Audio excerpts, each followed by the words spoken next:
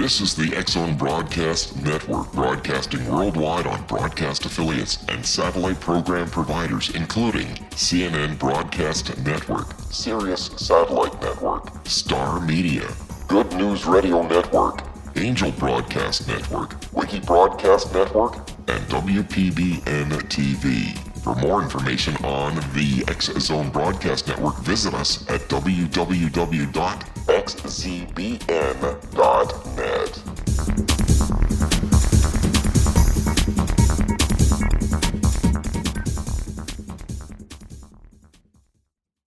Excellent, everyone. We're coming to you from our studios in Hamilton, Ontario, Canada, on the Talkstar Radio Network and the all-new X-Zone Broadcast Network.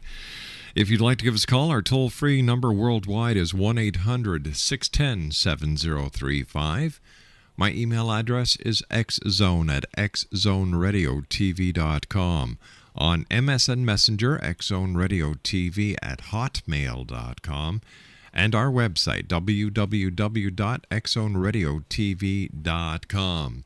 And I'd like to welcome the worldwide listening audience and growing family of the X-Zone Radio and TV show as they join us right across Canada, the United States, Central America, the Caribbean, South America, the Pacific Rim, Asia, Africa, and Europe.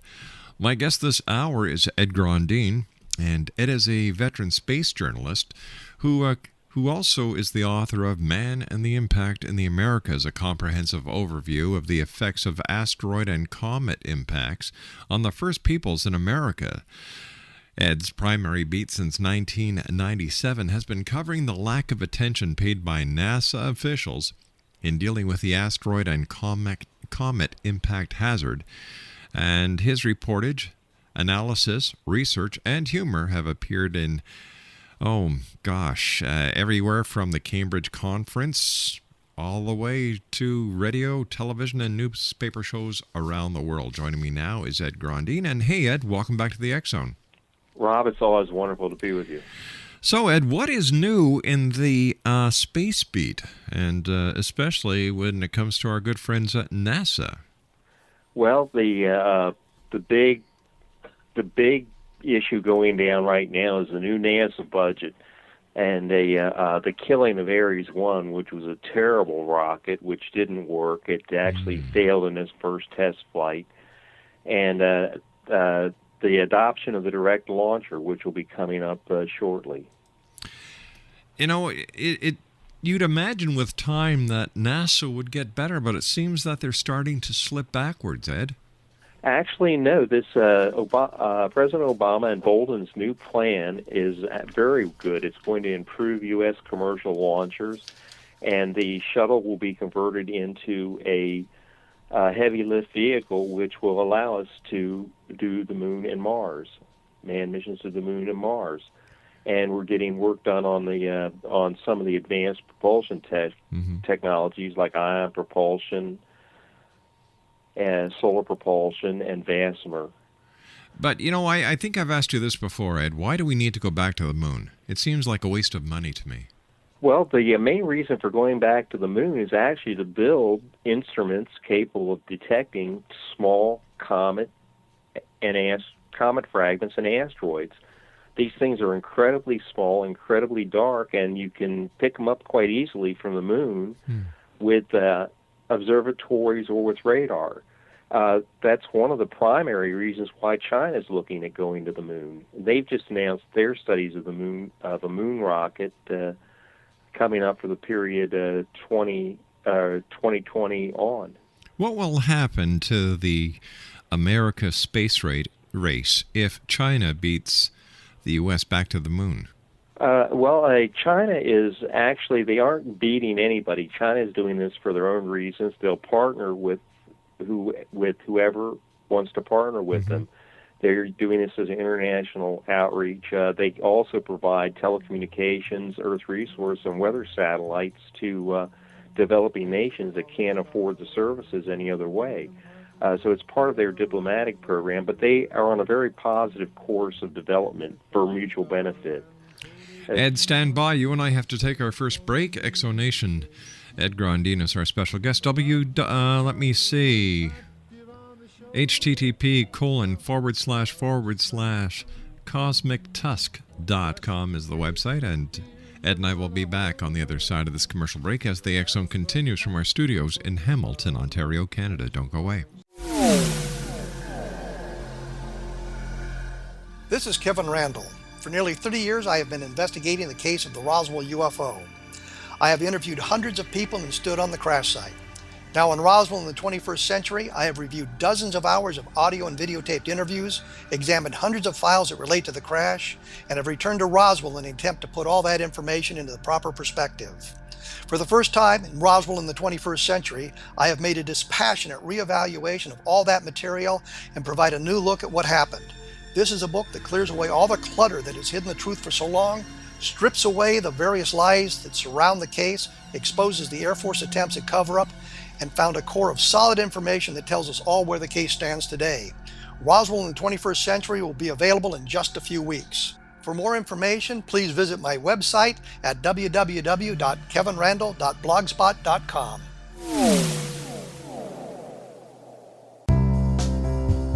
Gibbs A. Williams, Ph.D., is a practicing psychoanalyst, supervisor, researcher, and author in New York City.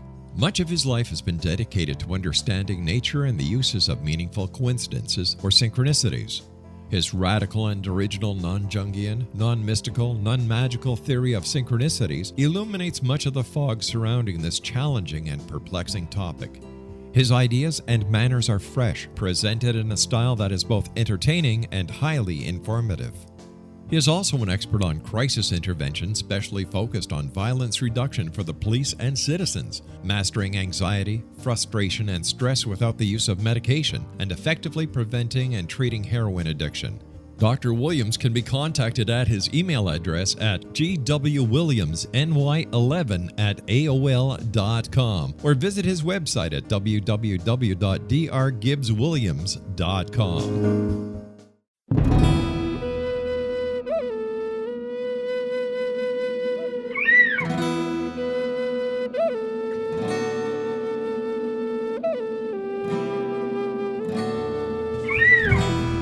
Shamanism is recognized as a method to access the quantum level. Mastery of shamanic skills puts spiritual information and healing power into your hands. Path Home Shamanic Art School, a bonded Colorado certified occupational school, has met rigorous state standards, ensuring its director and instructors have the qualifications to teach the shamanic arts. Path Home offers a certification program in blocks of study. Block 1, a 5-day intensive, will be held in the beautiful mountain town of Coaldale, Colorado, October 13th through 18th. Registration deadline is September 12th.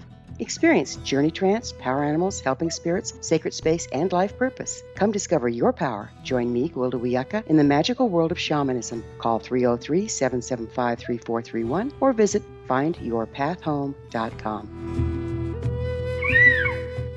With each new extreme weather event or terrorist act, it becomes increasingly obvious that we live in uncertain and challenging times. We all buy car insurance. Why not collapse and catastrophe insurance? Matthew Stein, an MIT-trained engineer and green builder, has written 2 outstanding books to help people prepare, plan for, and deal with everything from minor situations lasting a few days to full-on collapse. Matt's first book, When Technology Fails, is a manual for self-reliance, sustainable living, and surviving the long emergency. This massive book covers the gamut from first aid and emergency preparedness to alternative healing, renewable energy, primitive living skills, and 18th century technologies that could be critical to your comfort and survival in a long-lasting crisis. Matt's second book, When Disaster Strikes, is a comprehensive emergency preparedness handbook and survival guide. When Disaster Strikes is an essential item for every family's go bag. Both books are available at all usual sources. There's a wealth of totally free information posted at whentechfails.com, and author-signed copies may be purchased at mattstein.com. That's www.whentechfails.com and www.mattstein.com. Ed Grondine's our special guest. CosmicTusk.com. That's CosmicTusk.com. And Ed, before we went away to the 2-minute commercial break, we were talking about President Obama and the NASA budget. So, in your expert opinion, things are going to start getting better for NASA? Absolutely. President Obama was actually shocked. Administrator Bolden, when he was in Israel, revealed that President Obama had watched Jupiter get hit last year by a comet fragment with absolutely no warning at all. And specifically, he had instructed NASA Administrator Bolden that he needs to carry out the terms of the George Brown Jr. Amendment, which was passed by the Congress. NASA's NEO budget in the following weeks went up by $16 million more, from $4 million to $20 million, which is still short of what we need for the Earthbound part of the detection effort, but it's very much an improvement. President Obama's aware, Administrator Bolden is aware, Laurie Garber has written papers on the impact hazard, so it's very good news from NASA. Ed, with all the money that's going into impact hazards, what would happen if something was detected coming at us? What plan would go into play, and how would it affect the ultimate impact? Well, a lot of it depends upon the size of the impactor and the amount of time. The big worry for me is the smaller ones, which are very hard to find. But if you can find the small ones early enough, you can just hit them with a chunk of metal the size of a desk, and it's enough to disrupt them into fragments where they'll detonate in the upper atmosphere, say a 30 meter to 70 meter, like we've already done with Deep Impact, just a bigger piece of metal. So we have those. For larger items, we have a nuclear diversion right now by standoff nuclear charges, and physicists in both Russia and the United States have worked through the problems of using standoff nuclear detonations for, say, something like an impact of the size of the one that killed the dinosaurs. Mm-hmm. The problem is to find it early enough so you can disrupt it or divert it, and it's that early detection. You just need to get them as early as possible.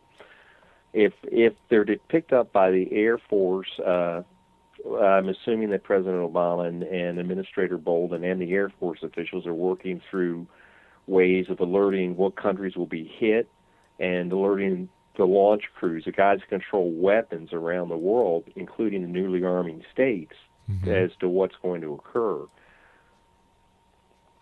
All right, so in order for this detection system to be successful with the larger objects or even the smaller objects, how much notice do we really need? What's the bare minimum? For a Tunguska-class impactor, surprisingly enough, at Tunguska, even though it was 15 megatons of force at 5 kilometers altitude, by the time that energy had hit the ground, if you were in your bathroom, in the bathtub, or in your basement, you would have survived unless you were immediately at ground zero. And so we don't need too much warning, but it's a problem of getting that warning out there to the public and setting up that system where you have an alert system to get it to it. For larger, medium-sized impactors that will cause an impact mega-tsunami, we definitely need a mega-tsunami detection system in the Atlantic Ocean like we now have in the Pacific Ocean. Preferably what you'd want would be 2 to 3 days warning to get people off the coast like we have with hurricanes. And then for the larger ones, you need time to get, if you want to do diversion or disruption, you need time to get the launcher on the launch pad, set up the guidance and control systems, and get your rocket fired and get the payload out there. And if we can get months warning, if we can get months warning, then we've got it covered. For a comet, we'll probably get a long period comet coming in. We'll get about 2 years. If they build detection systems on the moon, they'll move it up to 2 years and 6 months. That extra 6 months is very valuable if you're trying to stop a dinosaur killer. Now, with this nuclear solution, has it ever been tried, and how do we know it'll work? They've done a lot of. The physicists, amazingly enough, have an extreme awareness of this. Dr. Teller, they were working on this. A little background here. The weapons physicist also worked on detection systems. Dr. Teller and Luis Alvarez discovered that impacts had killed the dinosaurs, actually had seen comet fragments going off at high altitude, which were picked up by U.S. early warning satellites and had dealt with that problem. So they were aware of the impact problem and had a much greater awareness. That's true in the United States and in the Soviet Union. They had their own launch detections and early warning satellites. So both sides were very familiar, and the physicists have had meetings where they've talked through these problems. They've spent a lot of time doing simulations of this on supercomputers of depending upon the composition, what size charge you use, when you have to set it off, how far off you have to set it off. But we don't have to go to nuclear charges if we can just get an early enough warning for most objects. Right now, if something was going to hit us, how much notice would we have? For some of the small stuff, it's zero. We had a 50-kiloton air blast over Sulawesi last year, and there was no warning at all. So when you get down to the 30 to 70 meter range, right now with current systems, it's a matter of luck. And most likely, from what I know of the current efforts, it's probably close to zero. It would just go off. We'll just have to keep our fingers crossed until they get the proper warning systems in place. Until they get the telescopes operating better, we get our bigger telescopes built, and we get some more money put into this problem. Yeah, it's going to be risky. Hit and miss, I guess. Tell me the new YD impact finds in Baja California. Oh, well, they found that the comet impacts that occurred that killed the mammoth were far more extensive than was ever believed. They've just come up with materials from South America as well now. So it's not only North America, but it's Baja California and South America. They also recovered a fragment of Comet Encke up in Canada at Tagish Lake. And they did an analysis on it. It turns out it has the exact same kind of nanodiamonds that they found in this, what they call the YD impact layer, which they're finding throughout the Americas. So we can pretty much tie the mammoth deaths to the initial fragmentation of Comet Encke and a barrage by small fragments of Comet Encke. Unreal. Yeah. So it seems that we're still learning, even at this late stage, so to speak. Well, the work goes on. It's terribly underfunded, and most of the guys scrape together money from different sources. That's another place that NASA needs to increase its funding, NSF as well, here in the States. I don't know who's doing it up there in Canada, what the proper funding agencies are that do the archaeological and geological work. We just need more money. The people that are researching this have a tough time raising the money to do the work. But if President Obama is so in tune with NASA, doesn't he understand the importance of this work, and why isn't he getting money over to these scientists? Well, he is. I mean, they're moving very fast now that he's got his new administrator in there. Initially, he had gone in there, as I understand it, and this is from reading the press. I'm not in Washington. I'm not connected with the Obama campaign here in Illinois, or have any inside information, inside line. When President Obama was running, he had intended to start off with the direct launch system and kill Ares 1 immediately, and his NASA administrator, Scott Gratchen, the fellow that he wanted, was ready to execute that. The effort was blocked by Fiacol, who was working on the Ares 1 launcher. They have a lot of money that they'd made from the arms sales in the Iraq War, and so they mounted a massive lobbying effort to stop President Obama's plans for space at that point. And it's just playing out right now. For the direct launcher, there's increases in the NASA budget to do direct, besides improving our commercial launch fleet, are going to have to be paid for, and he wants to get health care reform passed, so that he has the money to pay for that. And and better energy policy here in the U.S. to help lower energy costs in the U.S. and use those funds to continue with the direct system. And so it's a complicated legislative process that he has to go through as well. So with the termination of the shuttle program, how long do you think the U.S. is going to be out of space for? What I believe is occurring is that the shuttle will be extended for another couple of years. Direct has a very short development time since it's based on shuttle components, the shuttle main engines, the shuttle solid rocket boosters, and can be put into operation at that point. On the ELVs, our commercial fleet, launching people with our commercial fleet, I believe that'll probably be done when the shuttle is retired. The shuttle operations will be continued until that is accomplished. So I just view a conversion, straight shuttle extension to shuttle operations, and then the beginning of the use of Atlas and Delta for manned launch, say 2013, 2014. It should move fairly fast. A lot of this depends upon cooperation from the Congress. All right, Ed, stand by, my friend. You and I have to take our commercial break with the news at the bottom of the hour. Ed Grondine's our very special guest. CosmicTusk.com. That's CosmicTusk.com.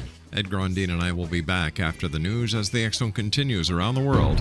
Those are on the Talkstar Radio Network and the X Zone Broadcast Network from our studios in Hamilton, Ontario, Canada. We loaded up the equipment and hadn't driven very far when we caught glimmers of this glow coming through the trees.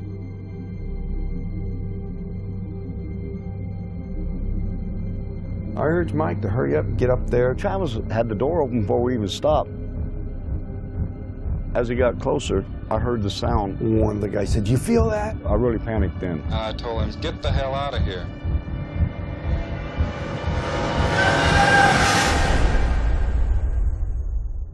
It didn't come directly to me, it came to a deputy sheriff. 3 of us volunteered right away to tell him what had happened. Sheriff Gillespie definitely didn't believe it. He says that we better be certain because we get in a lot of trouble. When we went to search the next day, they split us up, and the whole time the deputies asked me, if you just tell us where the body is, we can all go home and get this over with. We're talking about 100 people combing through the wooded area. Nothing turns up. All week long, I've been hearing they're going to set it up to make you guys look guilty. We're a rough-looking bunch then. Some of us have been in trouble with the law before. And y'all ain't never going to come out of that jailhouse. We couldn't get out. I tried to sneak out the back door the day of the polygraph test. I was scared to death. On top of that, you have media. I literally would be on 2 telephones at the same time. We've even got some coops in here now that's coming in and out to see the freak show, as they call it. Everyone descends. I just wasn't going to stand there and listen to it anymore. Grant, he says, "This is Travis. I'm back. I need help." When I did hear that he had been returned, it was almost as unbelievable as the original thing. I just looked at my mom and says, "I told you we didn't kill him." Travis Walton reappeared after several days with a bizarre story about a ride in an unidentified flying object. People were desperate to explain it away. Why are you sticking up with Travis for all this time? You know this really didn't happen.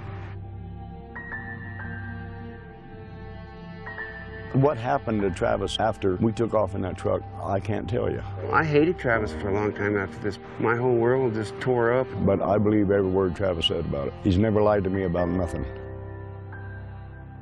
It's a net negative. We lost our jobs in the immediate aftermath. And now you're not able to talk about it with anyone because you know that they're going to laugh at you, they're going to look at you like you're crazy. But if you don't come out and tell your story, somebody else is going to tell it for you. There's a degree of responsibility. Certainly I have to accept the bad. If I can direct what's happened in a way that I can make something good happen in the world, I'm looking for it. Order your copy of Travis, The True Story of Travis Walton, today at www.traviswaltonthemovie.com.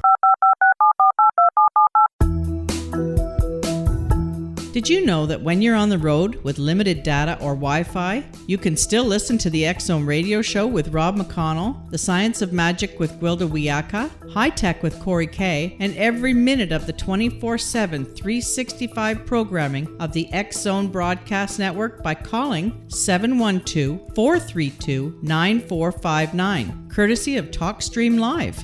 No smartphone, app, or internet needed. It saves your data plan, and it's free if you have unlimited minutes. Call 712-432-9459 to listen on any phone, anytime, anywhere. Remember, 712-432-9459 for the best of paranormal, new age, thought-provoking, sci-fi radio programming 24/7, 365.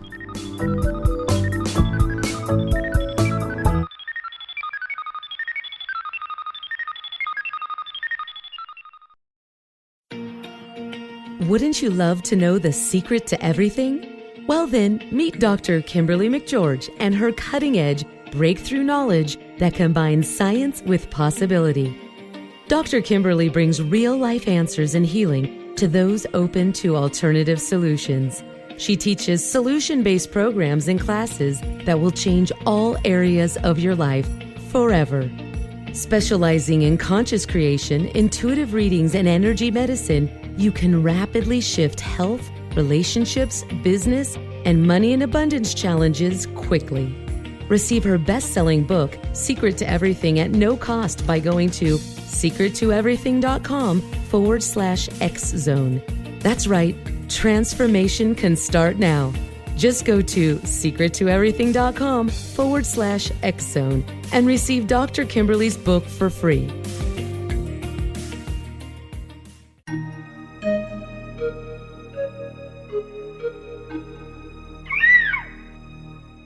While science pursues fact, magic accesses the quantum level, bridging random facts to form truth.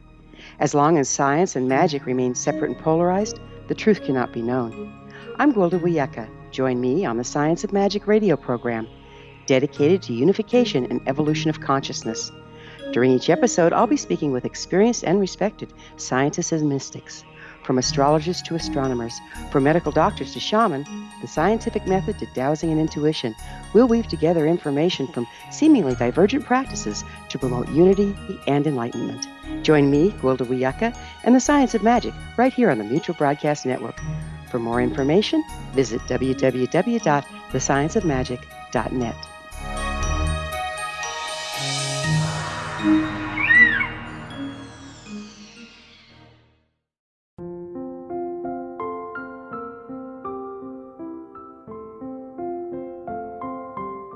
I am Dr. Carl O'Helvey, founder, president of a new cancer foundation focusing on evidence-based physical, mental, and spiritual interventions, including natural cancer cures, prayer, meditation, affirmations, nutrition, and other related holistic cancer prevention and cure modalities. These are used in cancer education, research, and financing care. I ask for your help to continue this important work by donating at www.holisticcancerfoundation.com.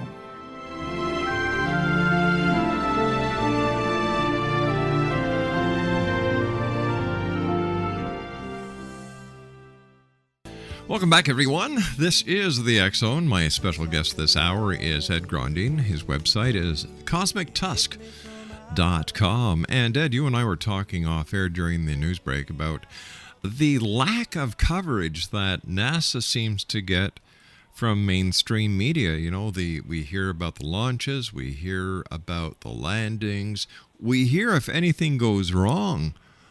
And it reminds me of the days of the Apollo missions, where after a while America stopped caring, so to speak, because, you know, they started playing the baseball games again. The networks didn't preempt any of the programming anymore. It was just another space launch. And, you know, why doesn't mainstream media, or why doesn't NASA do a better job of promoting itself?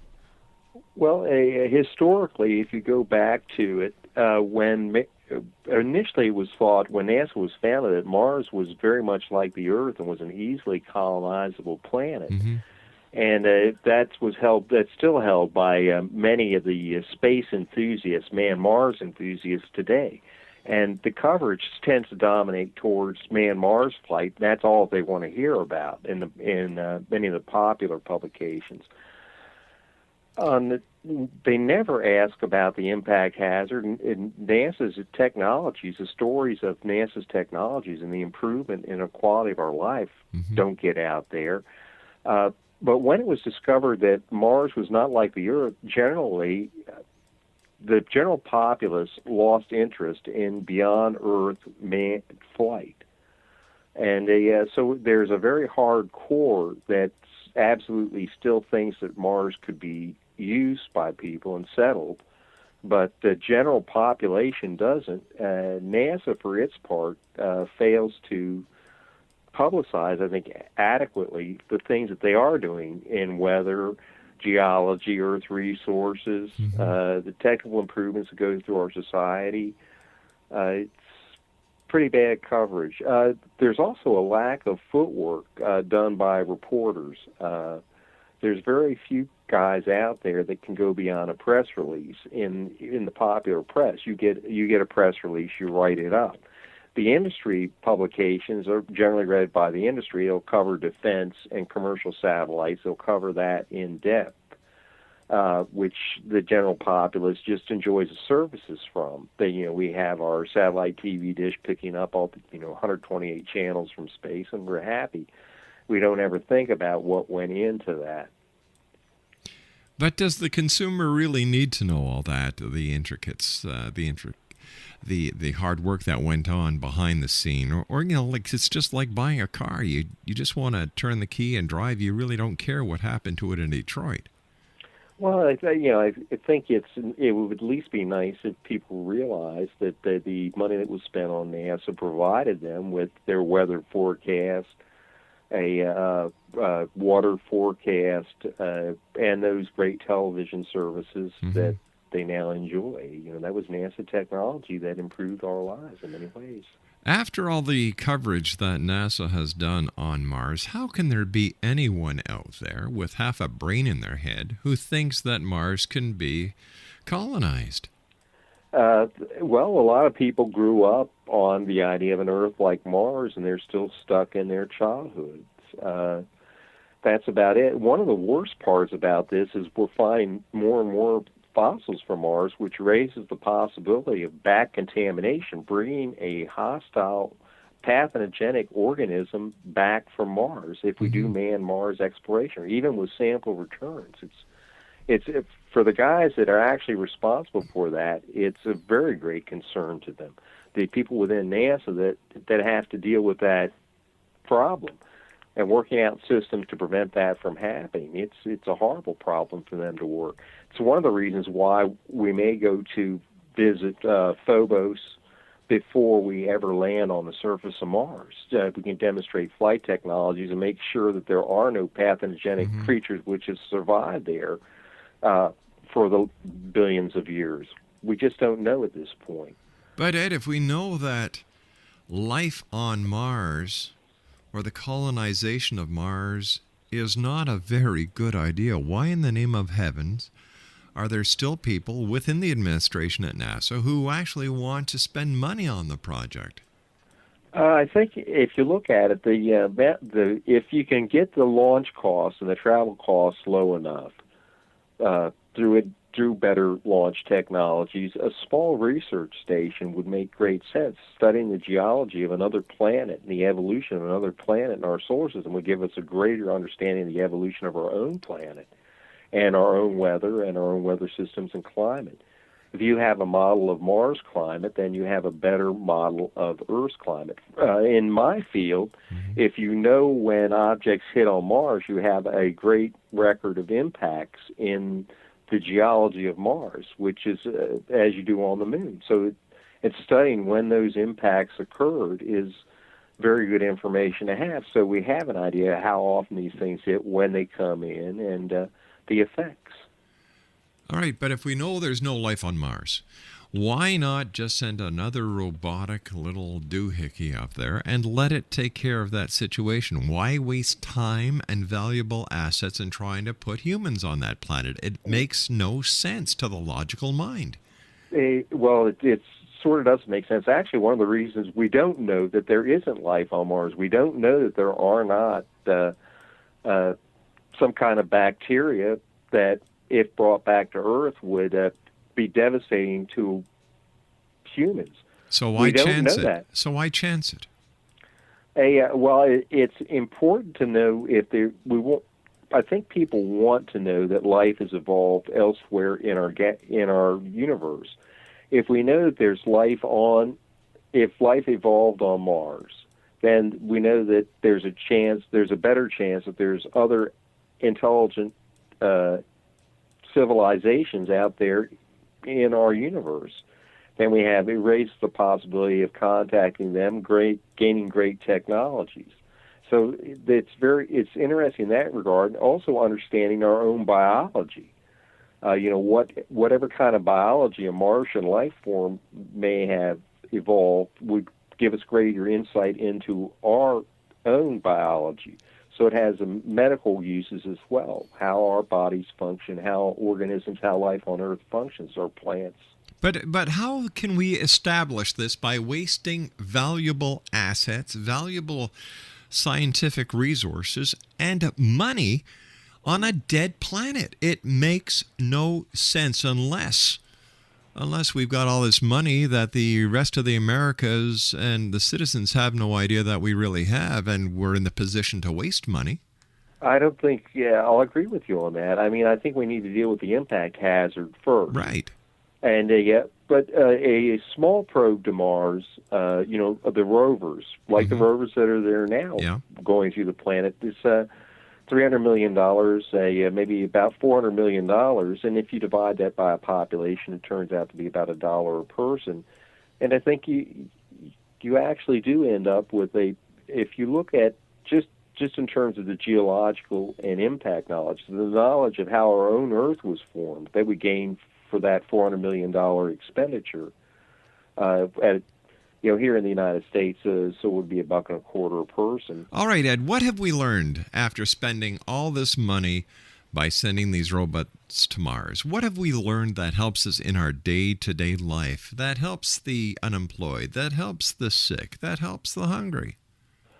A lot of the robotic intelligence that they develop for these rovers has applications in American industry,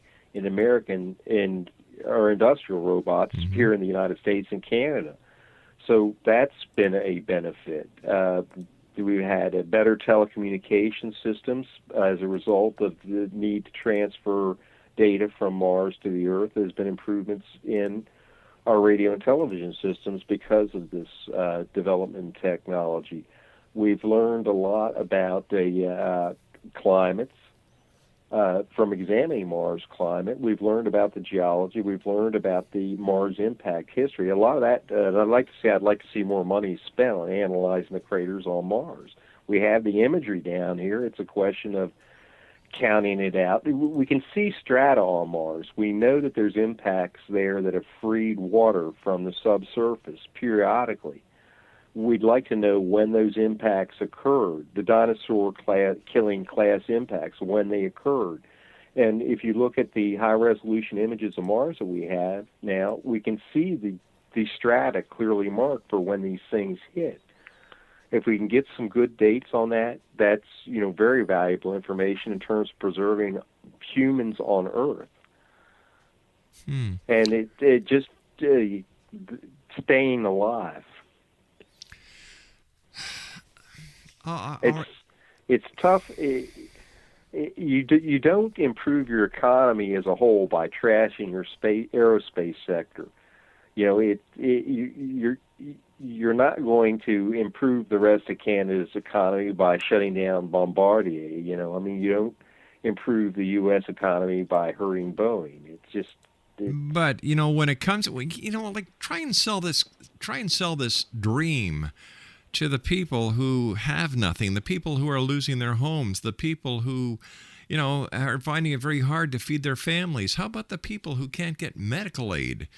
Try selling this package to them. It doesn't wash, and it doesn't wash with me. I think until we get the problem settled on this planet, we should scrap the space industry.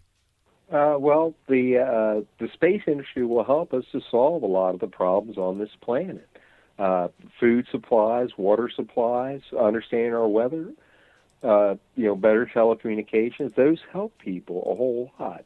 I can't, in my case, dealing with the impact hazard. We're going to need telescopes in space to find these things before they hit. It's going to save people's lives. Hypothetically, it's going to save people's lives because we don't know. Hypothetical. We will get hit. We don't know for a fact if any of these proposed systems will actually work.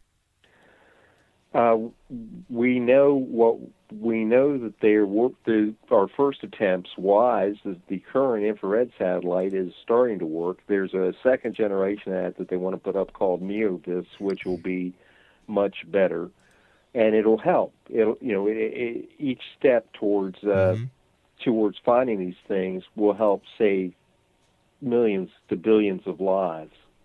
If, in fact, they work. And I'm not talking about the detection systems. I'm talking about the ways that you and I were talking about earlier to knock the comet off its course so that it doesn't have an impact on this planet. These are hypothetical situations that have only been tried out on supercomputers.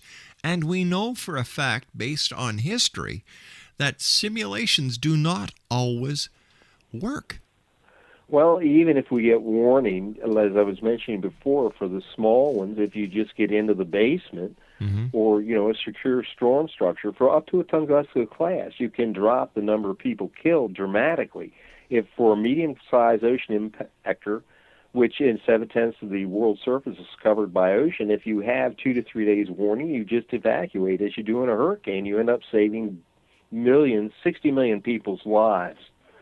And those things have been occurring. I actually worked it out. The annualized death rate on these things turns out to be about 1 every minute and a half. So in other words, as I'm talking to you, you could think of, in this hour, think of 90 people dying from impact. That's sort of the way I view my time. But in actuality, how many people over the past hour really did die of an impact? None. But when we do get hit, that's what'll happen. So when you spread that, it's just say ocean impactor, 60 million people, a land impactor, 1 billion people, and you spread that over time, you end up with 1 every minute and a half. When's the last time somebody died of a comet impact? Actually, at Tunguska, some of the was the way I got involved in this. I was covering the Soviet space program. I was reading that the Soviet scientists had just learned from some of the natives up there that some people had been killed in the impact at Tunguska. So in 1908, in the last century, and it was just a handful of people that hit in Siberia.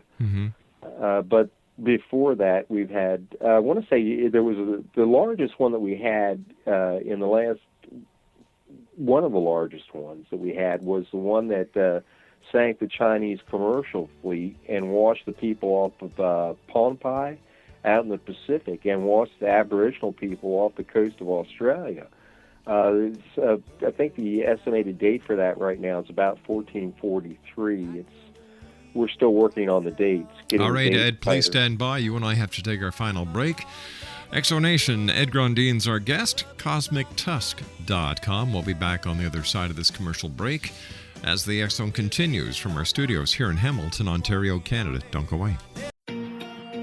Wouldn't you love to know the secret to everything? Well then, meet Dr. Kimberly McGeorge and her cutting-edge breakthrough knowledge that combines science with possibility. Dr. Kimberly brings real-life answers and healing to those open to alternative solutions. She teaches solution-based programs and classes that will change all areas of your life forever. Specializing in conscious creation, intuitive readings, and energy medicine, you can rapidly shift health, relationships, business, and money in abundance challenges quickly. Receive her best-selling book, Secret to Everything, at no cost by going to secrettoeverything.com/X-Zone. That's right, transformation can start now. Just go to secrettoeverything.com/X-Zone and receive Dr. Kimberly's book for free.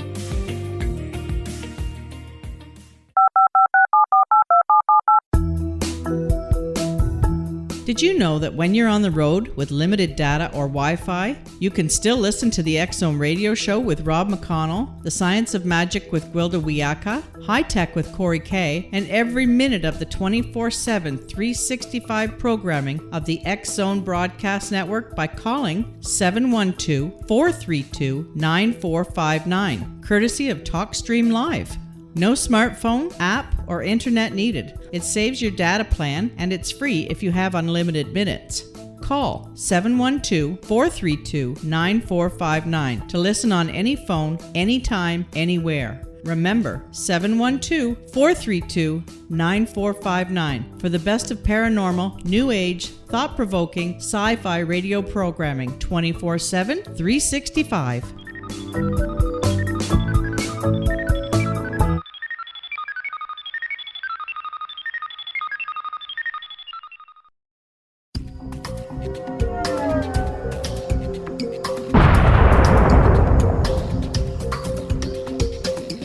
Coming soon to the X-Zone Broadcast Network is A Different Perspective with me, Kevin Randall, as your host. We'll be taking a close look at what is happening in the world of UFOs today with side trips into the paranormal. Guests will range from those who are household names to those who have a different perspective on a variety of topics. No topic will be taboo, but there will be tough questions asked as we all search for the truth about UFOs, the paranormal, and those things that excite us. Sometimes we'll agree with a guest and sometimes we won't, but we'll try to keep the program topical. For those of you who like to read, be sure to visit www.kevinrandall.blogspot.com and remember to listen to the other fine programs on the X-Zone Broadcast Network at www.xzbn.net.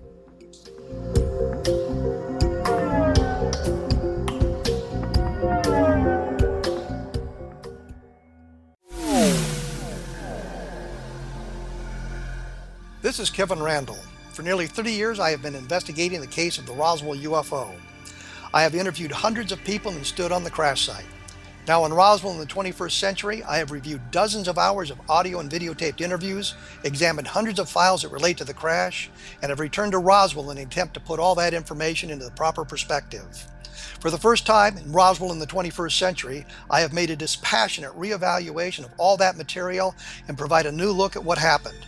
This is a book that clears away all the clutter that has hidden the truth for so long, strips away the various lies that surround the case, exposes the Air Force attempts at cover-up, and found a core of solid information that tells us all where the case stands today. Roswell in the 21st century will be available in just a few weeks. For more information, please visit my website at www.kevinrandall.blogspot.com. What Happened in Benghazi is revealed by Nicholas Genessee, author of Obama, Islam, and Benghazi. He informs the American people that President Obama deceived them by advocating a strong foreign policy prior to the 2012 presidential election, and Hillary Clinton supported this deception. As the title infers, there is a connection between Obama, Islam, and Benghazi. Ample evidence informs Americans that Obama's early indoctrination in the Quran developed an affinity for Islam, why the Quran is the source of discontent in many countries, and why the Obama foreign policy deception led to poor military action and caused the loss of American lives in Benghazi. Genessee provides 36 questions for the Select Committee on Benghazi to validate if Americans are justified to mistrust President Obama and Hillary Clinton. An overview of Obama, Islam, and Benghazi is presented on the website www.futureofgodamen.com. That's www.futureofgodamen.com. Afterlife expert Roberta Grimes was the first one to say that dying can be fun. Now her best-selling book, The Fun of Dying, is available in stores worldwide. So if you wonder whether death ends life, how it feels to die, or what heaven might be like, The Fun of Dying was written for you. And if you have always been afraid of death, or if you worry that your life has no meaning, let The Fun of Dying ease your fears and bring new meaning to your life. Nothing said in The Fun of Dying is based on the teachings of any religion. Instead, Roberta draws on evidence to explain how death happens, how it feels, and what comes next. A lot of the best death-related evidence was produced in the first half of the 20th century. When it is put together with recent discoveries, it tells a consistent and amazing story. Roberta Grimes blogs and answers questions at robertagrimes.com. Her wonderful book, The Fun of Dying, is available on Amazon and at stores worldwide wherever books are sold. And welcome back, everyone. I'd like to take this opportunity of thanking all our guests. In hour number 1, John Marinelli and I discussed hypnosis. Hour number 2, Jill Dane, the love psychic, joined me. Richard Jackson and I talked about exorcisms in hour number 3, and my guest this hour is Ed Grondine. His website is www.cosmictusk.com. Ed, you and I were discussing during the commercial break that the Mars mission actually took some of the media attention away from the ISS, and up in the ISS, they've been actually doing quite a bit of work that will help people here on this planet. Yeah, most definitely, Rob. The medical work is very important. If you look at the growth of crystals of human compounds, and which they then use X-ray diffraction to analyze, it's going to result in much better medicines. There's a separation of different chemicals out of the human body of different hormones that we have within us that's going to also result in much better medicines. One of my favorites is that they actually were going to conduct studies on how gasoline burns in zero gravity. They don't, when we all use gasoline or oil in our cars, and they actually don't have really good computer models of how that ignition within the cylinder occurs, and just doing that under zero gravity will allow a much better understanding of that process and result in better mileage for our vehicles. Some of the metals that are coming out of there are going to result in much better metals here on Earth in products that we use every day.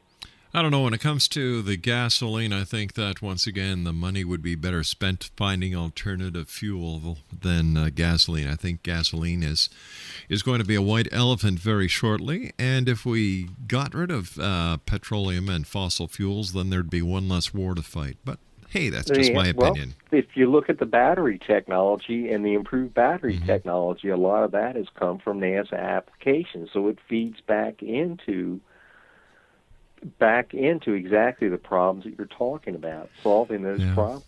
I don't know. Once again, my idea is scrap the space program until we solve the problems here on this planet. I don't mean the military aspects. I'm talking about going to Mars, going to the moon. Knock it off. Stop spending all the money. Put the money back into the economy where it belongs to help the people who are homeless, the people who are jobless, the people who are hungry, the people who need medical attention today, not 5-10 years down the road. And if need be, get rid of the president, because, I don't know, if he can't see it, if he can't see the writing on the wall, he shouldn't be in the White House. Ed, I want to thank you very much for joining us. Always great talking to you. Let our listeners know how they can find out more about you, Ed. Well, if you go to Cosmic Tusk, I'm running a special on my book right now. My works are available. My early historical reportage is available through the Cambridge Conference. And Hey, Ed, we've just run out of time. I want to thank you once again. Exo Nation, I'll be back tomorrow night at 10 o'clock as once again we cross the time-space continuum to this place that I call the X Zone. So until tomorrow night, Exo Nation, always keep your eyes to the sky and your heart to the light. Good night now.